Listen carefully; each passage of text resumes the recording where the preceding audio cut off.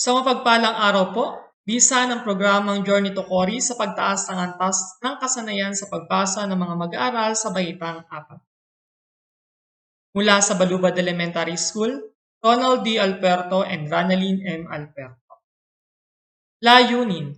Ang pananaliksik na ito ay naglalayong mabatid ang bisa ng programang Journey to Cory bilang estratehiya sa pagtaas ng antas ng kasanayan sa pagbasa ng mga mag-aaral sa Baitang 4 ng paaralang elementarya ng Balubad. Mga susing literatura. May pag-asa ang batang marunong bumasa, pinatutunayan itong mahalagang matutunan ng isang individual ang pagbabasa. Dagdag pa rito sa pamamagitan nito ay may pag-asang maiangat ang kabuhayan ng isang tao at ng isang bansa. Mula kay Simpson 2021.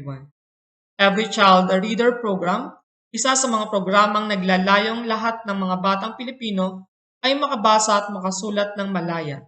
Sa pamamagitan ng Bureau of Learning Delivery Teaching and Learning Division of BLD-TLD na naglalayong ipagpatuloy ang paggamit ng Revised Philippine Informal Reading Inventory o PhilIRI upang suriin kung nasaan ang antas na sa pagbasa ang mga bata sa buong bansa simula taong panuruang 2018-2019 mula sa DepEd Order No. 14 Series of 2018.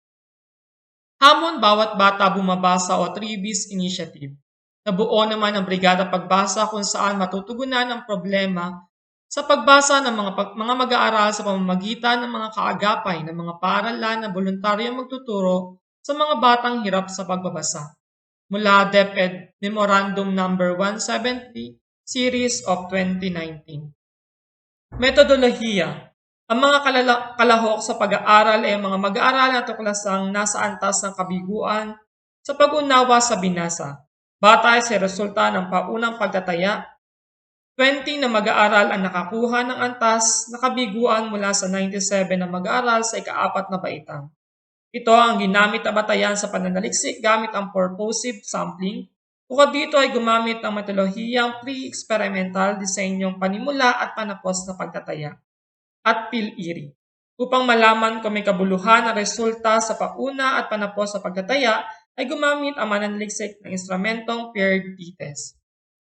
Kinalabasan.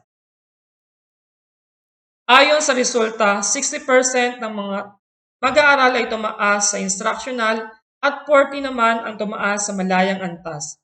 Ayon sa instrumentong paired t-test, may kabuluhang pagkakaiba ang resulta ng pauna at panapos na pagtataya.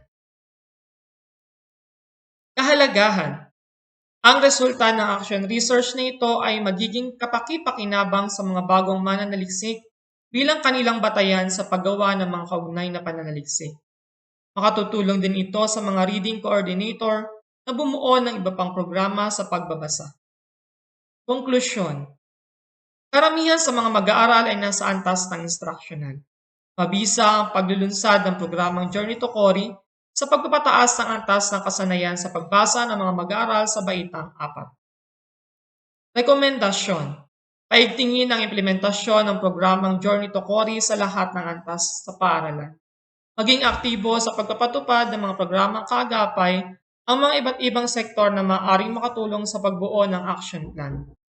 Magkaroon ng iba pang pag-aaral na may kaugnayan sa nasabing programa upang lalim pa ang pananaliksik na ito. Mga sanggunian, maraming salamat po.